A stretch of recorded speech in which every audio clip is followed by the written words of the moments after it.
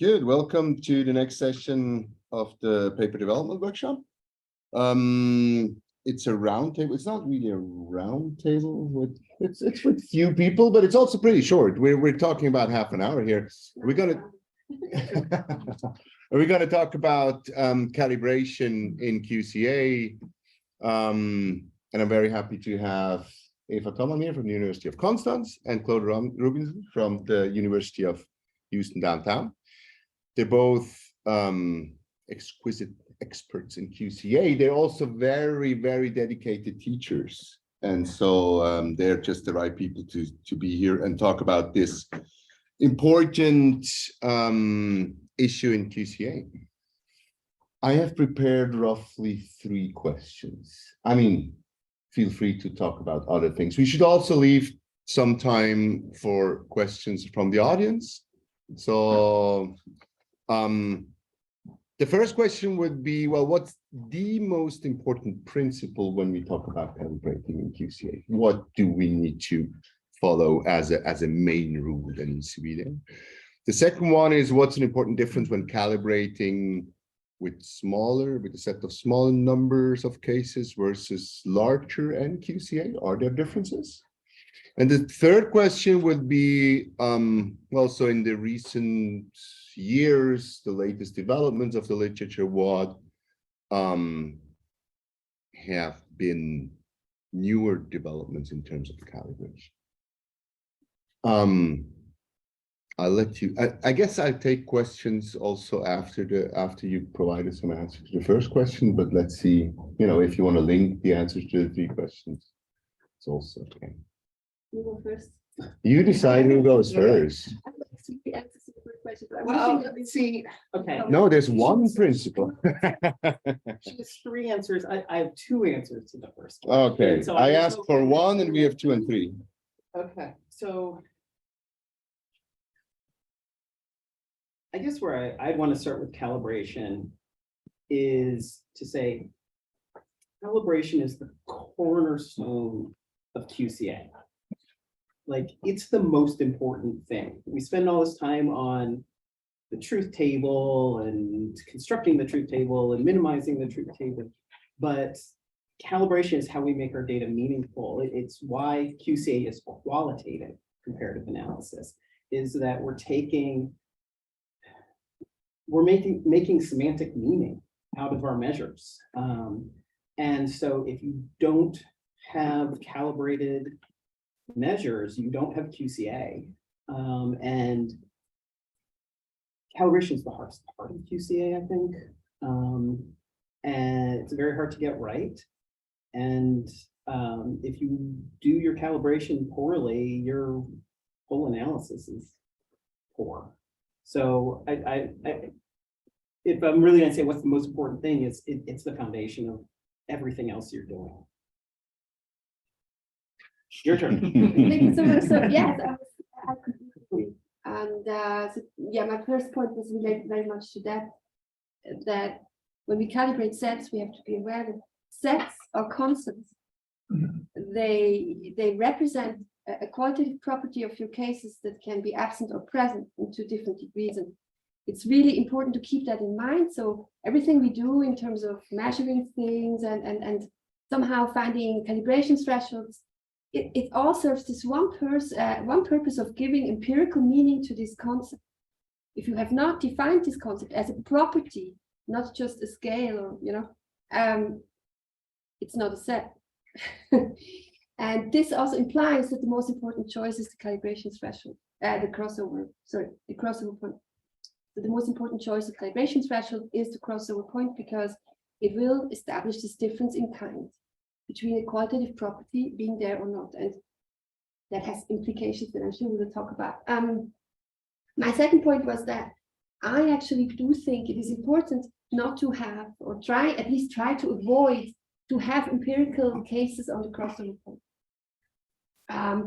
This is of course not as important as the first point, which is sets or concepts, but it is also important because if we, for example, we just had this case of a Likert scale. So you have an uneven number of points in the Likert scale, like 5 or 7. We have this middle category, right? For example, neither agreeing or disagreeing. Huh? And if you choose that as a crossover point, the problem is that all the cases that have this value have no set theoretic informational value for you. So they will not be attributable to any truth table row. They're just basically missing. But then again, they're not missing because they inform the parameters of fit. And that's kind of misleading. So we're using this information for the parameters of fit, but actually these cases are not cases that we can interpret or explain or use for our theoretic analysis. And so, yeah, I think this is really something to watch out for. And then the third point is again an empirical point, which is subordinated again to the conceptual, but still important, which is that we should avoid overly skewed sets. So skewness means that either most or all cases are members, rather or full members of the set, or all or most cases are non-members of the set, so below 0.5. The problem with skewness is really that it triggers a lot of analytic problems that are hard to deal with when we analyze truth tables. One of them is that it completely distorts the parameters of fit, so you can have super high consistency, but when you plot these conditions and the outcome, you will see that it makes no sense, that you have, well, it's just misleading parameters of fit. It creates limited diversity. So if you only have a few cases that, for example, display condition, then most of the truth table rows with this condition, most of the combinations will not be displayed empirically. And again, that's something to deal with. So generally speaking, I guess, there is a need for some variation in your cases in order to perform a QCA. These are the three things. So I want to build off of some things that you say. And one is we actually do have a place of disagreement, because I don't think 0.5 is the most important. I think 1.0 is the most important threshold to figure out about when you're calibrating for the calibration process. So we can talk about that. But you know, the other point that I want to sort of build off of with this idea of concepts, because I think that's exactly right, and it's crucial that we're defining concepts. And so Roel Rutten and I have been working for the past few years on a project on sort of what is calibration, how to do calibration well, and this type of thing. And one of the ideas that we've come up with, which we both very, very much like, is this puzzle piece metaphor. Because what you're doing when you're creating a condition is that you're joining a concept to an empirical measure.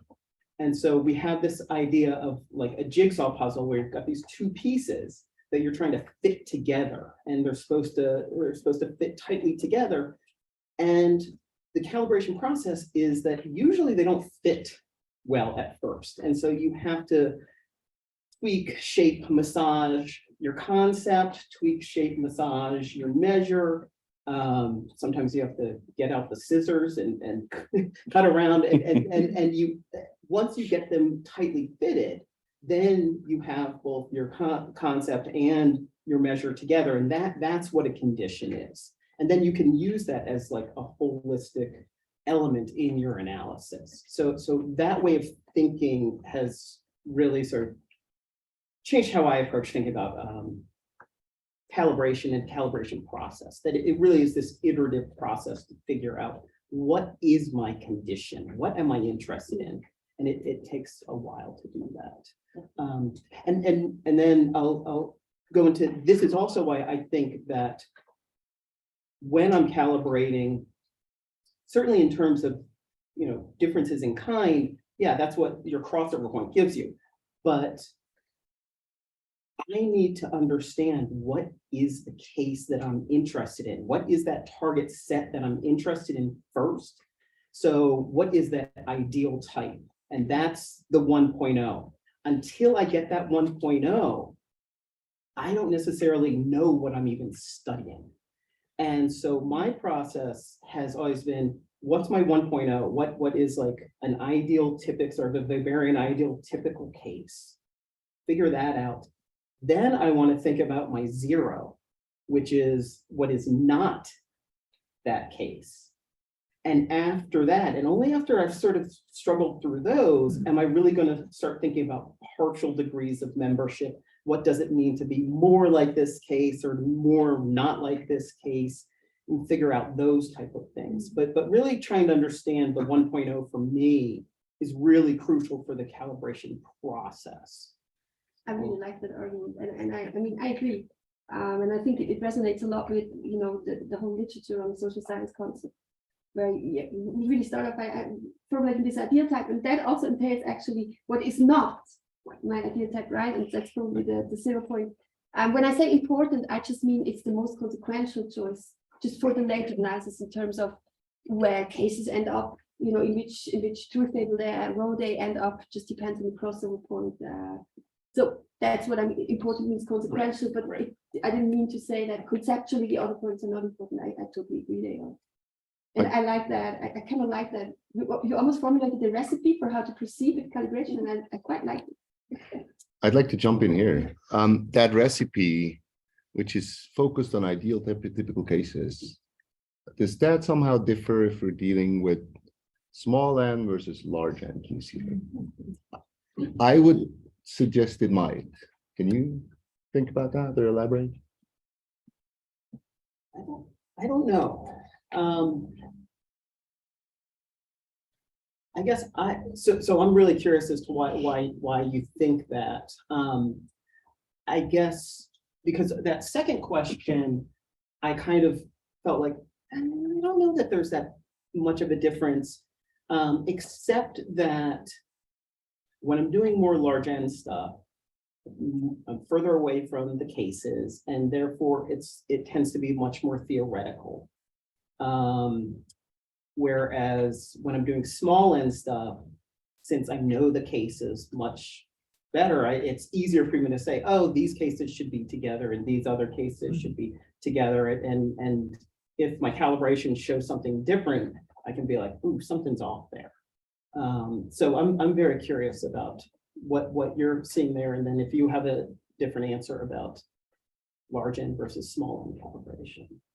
My idea was just that your knowledge of cases is much more precise and better and intimate with small n, and that might somehow affect the definition of an ideal type. So I find that difference between a theoretically relevant ideal type and the more empirically grounded typologization of cases, I find so that's an important point in calibration, and why we use the term ideal typic, like the variant ideal typic, is your 1.0 doesn't have to be a perfect case. And people mess that up a lot of the time. So it doesn't have to be the most extreme value. It doesn't have to be perfect. And I think it might be easier to realize sort of an imperfect 1.0 when you're closer to the cases, but I'm not sure about that. I mean, I think I agree that the main difference is just the lack of case knowledge in large QCA. And I think if, like, the way we put it in our book with Nena and Carsten, and we talk about calibration, is so there are these different stages, right? So you start with conceptualization, so you define the concept, and then you think about measurement, and then you think about calibration threshold. So using this measurement, at what point can I say that this is a case of this concept, right? And in this process of choosing calibration threshold. So I think for the conceptualization part, it makes absolutely no difference whether you have large N or small N. For the measurement part, I mean, you probably end up with more quantitative measurements in large N than in small N usually. So you will have less qualitative oriented type of calibration. And then in the choice of calibration threshold, there are different sources of knowledge that help you take these choices, right? It's on one hand just the knowledge of the definition of the concept, so conceptual knowledge, then there is theoretical knowledge, and then there is case knowledge.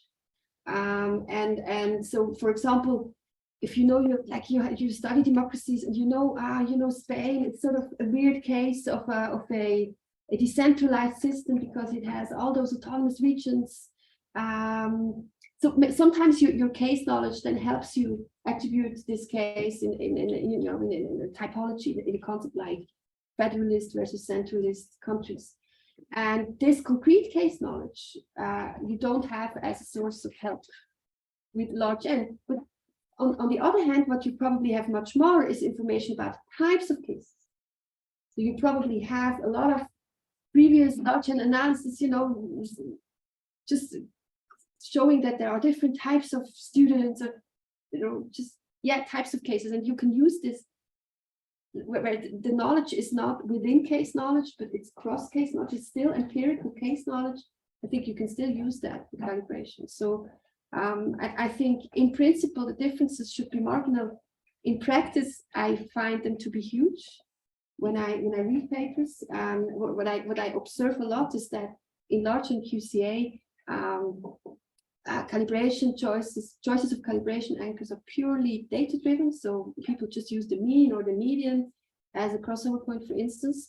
And I feel that it would be good to have more awareness of what these choices imply for the meaning of the set. So again, going back to the fact that we're dealing with the concept. If I choose the median as a crossover point, what I'm saying is that I'm dealing here with a set of cases that have a value equal than or higher than, as 50% of the other cases on this scale. This is the meaning of the set. And this is just normally probably not what we're actually wanting to express with it. And so I'm fully aware that there are, practicalities and you have to be pragmatic, but I feel that in many cases, a deeper, I would call it a less lazy reflection. And I'm not accusing people generally of laziness, but I really think this conceptualization part is important.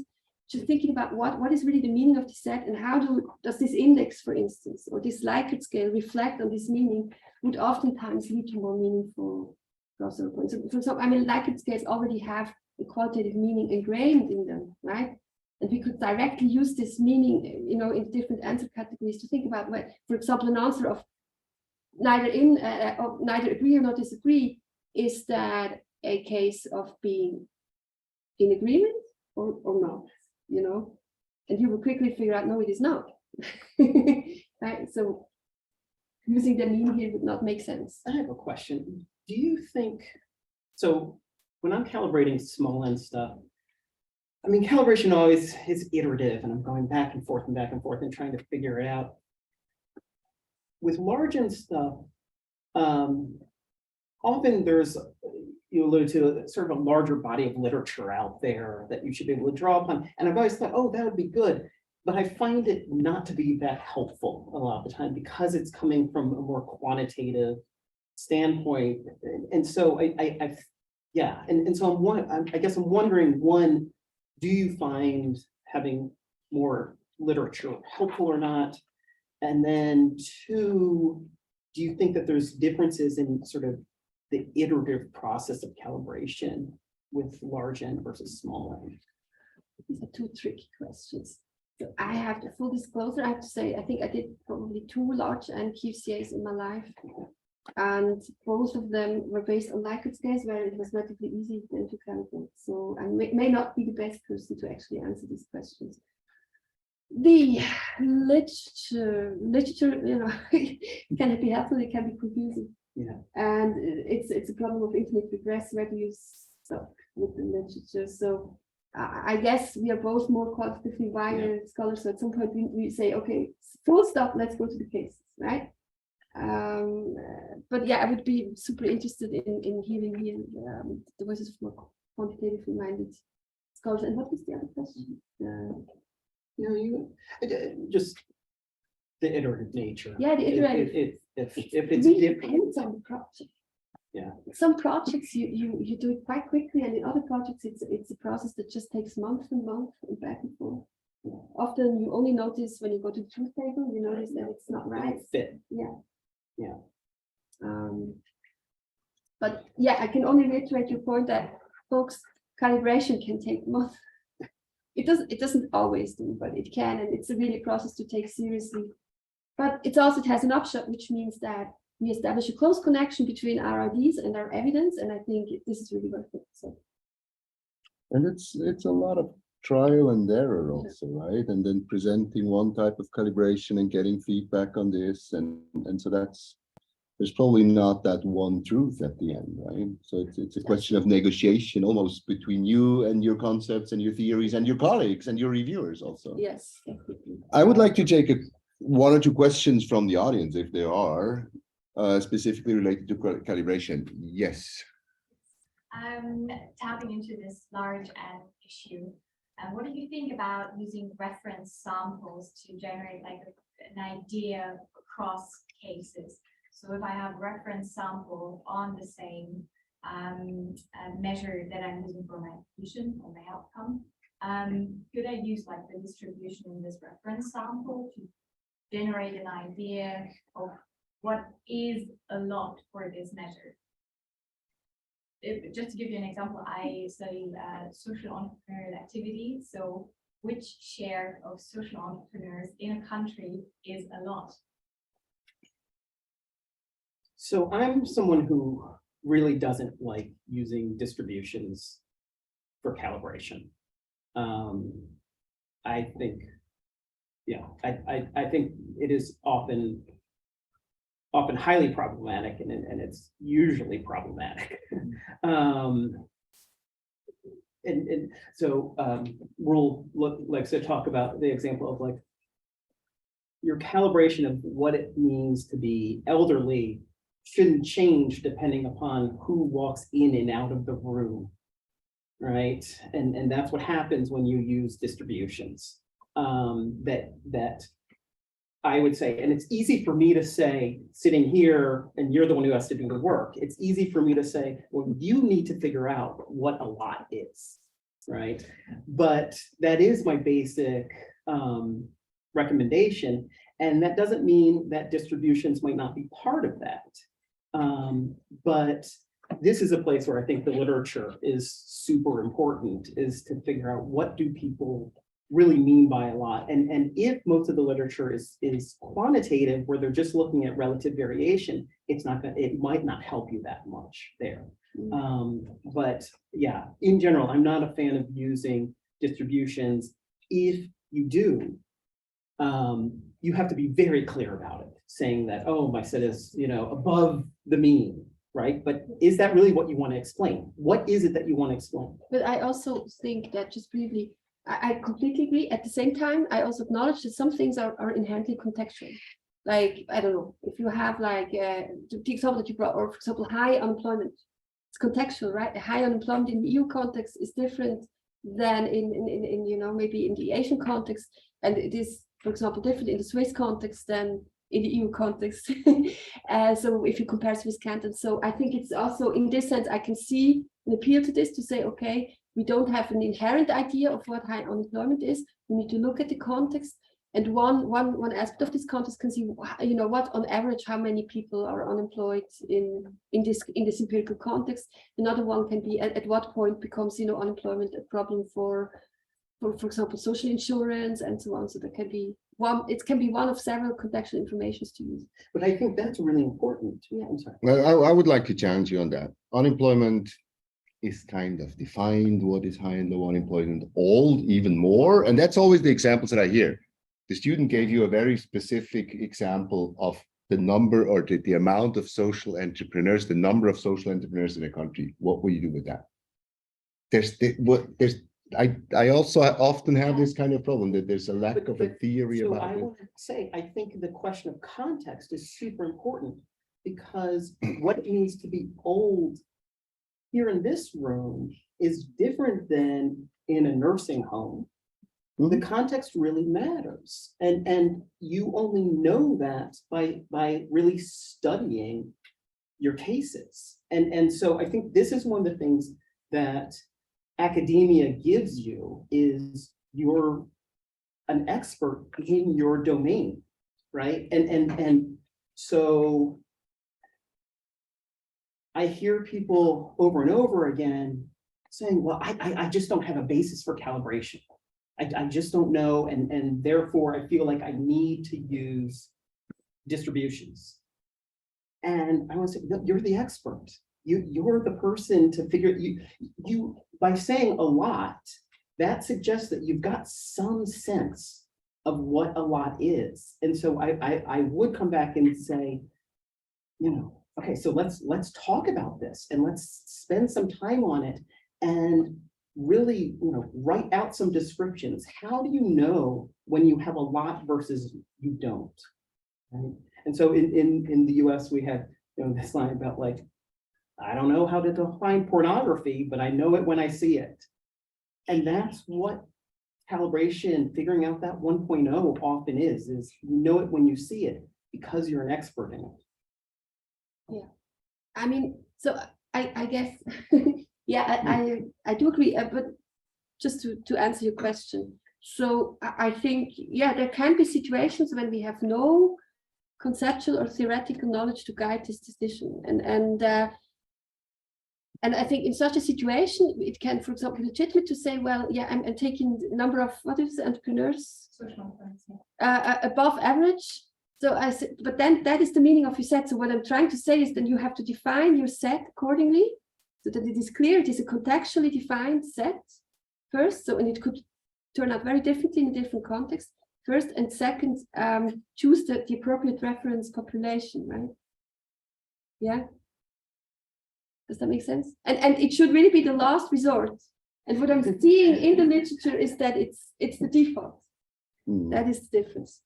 Yeah, because using the population, it gives you something concrete, right? It's like, oh, I use the mean, I use the median, I use this, right? And there are times when all you really care about is, right? If you're thinking about competitiveness of firms, all you really care about is, are they doing better than average? Okay, in that case, I think that's okay.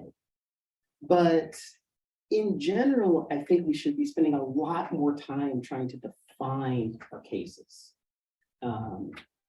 Instead of like, oh, I need to do the calibration so I can move on to the analysis, which is the real stuff. There was an input by Thomas. Well, actually, Sorry, Claude said it again. I think that's what should have been perhaps the first thing to respond to the comment on social entrepreneurship. When do I know it's a lot? We don't have a definition of the set yet, right? And so I would first worry about defining the set, because if you're interested in countries that are relatively more, the more entrepreneurial countries, then context may make all the difference. And that gets to a comment to something that I was going to ask Claude about when he said the imperfect 1.0, right? That has to do with the definition also of the set, because you may have a theoretical definition of the ideal socially entrepreneurial country of what you might want to see based upon certain desirable characteristics of a country, and then you may not have any country in the world that has this level of social entrepreneurship, which is okay if you're interested in that set. And if you're interested in social entrepreneurial activities across societies, where you want to compare what's going on in different societies, well, then all of a sudden context can be the perfect way to do it, I think. And then and that's, don't want to shut up here, but that's why I would say I don't necessarily agree with this. Distribution should never be used. It depends on the definition of the set. If you're interested in relative properties, then this may be just the way to go. But also, I mean, just quickly, I think Gary Gertz wrote in his book on concept that, conceptual, like defining concepts is a process of theorizing. So oftentimes the share of social entrepreneurs in the country is high when it is, for example, high enough to facilitate competitive tendering processes in the public sector, right? This could, for example, be a more theoretical way of thinking about this. And then you have a different criteria than a sample or a mean to think about where this, how large this share should be. So again, I think we all agree, first conceptualize the set and then think about calibration threshold. And if that all really doesn't get you anywhere, then start thinking about distributions. I think we can take 2 or 3 minutes more if there's another question from the audience. Just check the chat, just to be sure. Oh, the chat, yes. Chat there's one question there. I have a question. Yes. I need to unmute you. Can do it. Hello. Oh, you can, yes, please. Yeah. Hello, can you hear me? Yes. Yeah, my question is, particularly in a large data set, as you said, the concept comes, and then from the concept, you make your calibration point. I mean that if you Excuse me, Savdar, we don't really hear you. Can you maybe type the question? I try it again. Hello. Nah, it's not really working. Type it in the chat. Can you type it in the chat? In the chat? Okay. Thank you. So let's wait for this question. Maybe, yeah. Before there wasn't, no? I have my co-organizers disturbing me and don't let me do my job here. No, there was a third question before we can see the question here from Zavdar. Claude, Eva, is there any recent new crazy development in calibration? Very shortly, please. Yeah, okay, so one, I would say, Charles Reagan and Pierre Fiss's book, Intersectional Inequality, it, to me, is the best discussion of calibration that I've read. I think it's just done very, very well. I guess it's not that recent anymore. The other one, just to promote my own stuff, is Rule and I have a chapter coming out. It's in a handbook on teaching multi-methods research, but on the calibration process. And so it goes over the puzzle piece metaphor and the 1.0, 0.0, and sort of talks about how to do that and provides some exercises and stuff. So that is forthcoming. Great, I didn't know that. Looking forward to it. I think at least hitherto so far, more has been written on sort of these more quantitatively oriented calibration techniques like the direct method, and there also this not dubious, but rarely used indirect calibration method, and less guidance has actually been given, I think, to researchers when they deal with qualitative data. And I just want to highlight this article by Barbara Liss and the co-author that I forgot the name, and I do apologize for it. I think it's 2018 or 2009.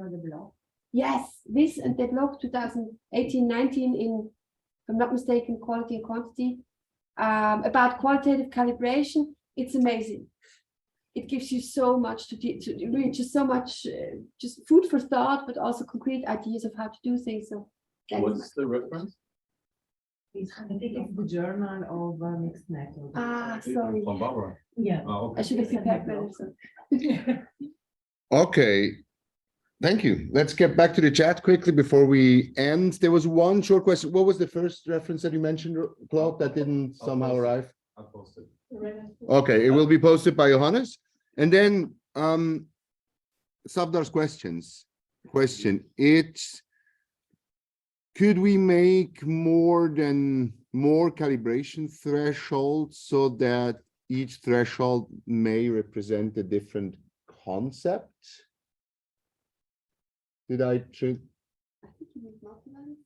Is this referring to multi-value sets? No.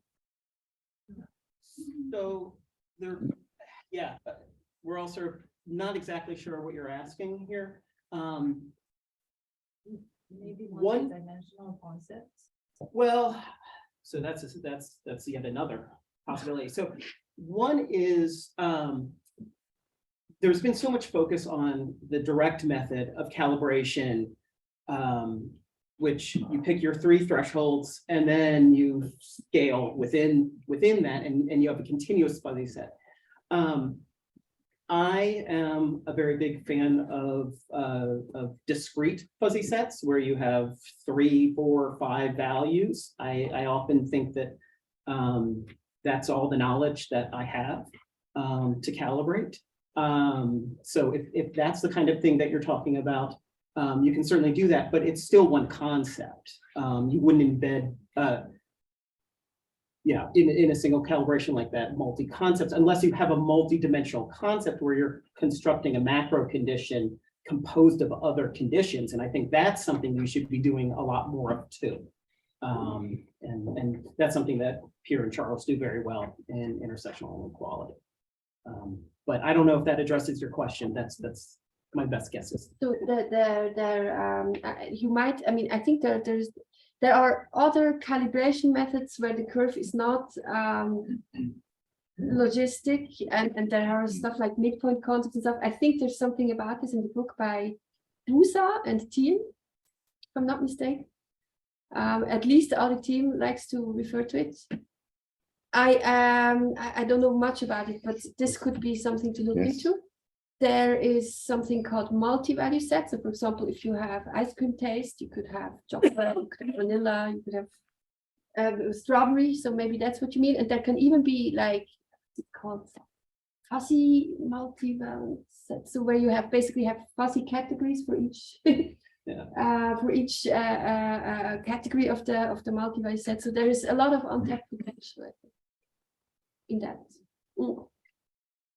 Very quickly, Pierre, and then I think one thing you can do is you can use the same underlying data to create different calibrations. Maybe that's what the question was also referring to. So for instance, you can create a set, and what often is referred to as dual calibration or even triple or multiple calibration, like a set of high income versus not low income. And the advantage of that is that you can often sort of look at what is really required. Where's the mechanism? Is it important to have rich parents to avoid poverty? Is it enough to have not poor parents? Both of those are based on income. That's a dual calibration.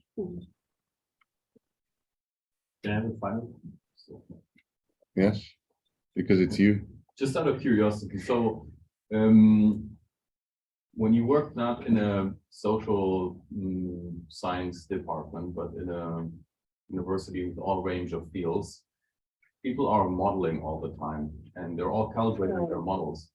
And so when you walk around here, you can talk about calibration, but as soon as you talk about iteration and constructing social constructs and understanding your cases, you immediately lose them.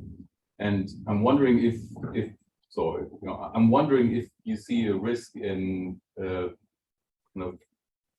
talking too much about calibrating when most of the world seems to do this in a very pragmatic, sensible way. It kind of, overemphasizing, revelating this process of calibration, which at the end of the day, is a simple one. So water freezes at 0 degrees. That's the story. Maybe just a very first remark on this from my own experience. Just because you're talking about calibration, that doesn't bring you to interdisciplinary heaven at all. No. There's 10,000 more barriers there. Okay.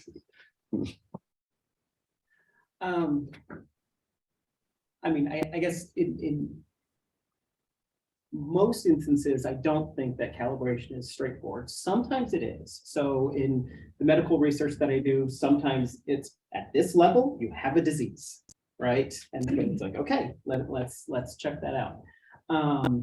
So sometimes it is straightforward. I think most of the times it is not. I think that, my sort of snarky immediate response is, I didn't say you had to explain it all to everyone else. You could, but you do need to think about it. And so depending upon the norms of your discipline, maybe you do or don't sort of talk about that process so much. But I guess part of your point here is that in the social sciences, we traditionally haven't calibrated, and really thinking about how we're constructing these concepts is relatively new. And so we spend more time talking about it. That's why Gary has his concept development books, because he's written it for decades now. Yeah, I was going to say pretty much the same thing. In fact, I would go further and say that in the social sciences, most of what we do is interpretive research. We are dealing with perceptions of people. Most of the concepts that we're dealing with in the social sciences are filtered through social norms, they are filtered through social perceptions, they're filtered through, well, they can be debated, they have to be interpreted. And that's also, I think, what Jim Mahoney says in his new book. And what he says is that sets help us translate this meaning into comparisons. And I would say that too. And I wanted to say one more point, because I know we have to end, which I forgot, but the question, the differences between small n and large n calibration, there is a really important difference, which is that with large numbers of cases, small changes in calibration thresholds can have huge consequences. Just because of the sheer number of cases, they can really have huge consequences on parameters of fit. And this is not per se a problem. It is a problem if we just mechanically interpret parameters of fit. So for example, if we just mechanically set raw consistency threshold, we just say, oh, 0.8. But depending on how I would set the calibration threshold, I change it by 0.1, it would completely change the results if we do that. So that's an important difference. And that again brings us back to this point to think about concepts before we just proceed to calibration. I think. That's a perfect statement for ending this discussion. Thank you very much, Eva. Thank you very much, Claude.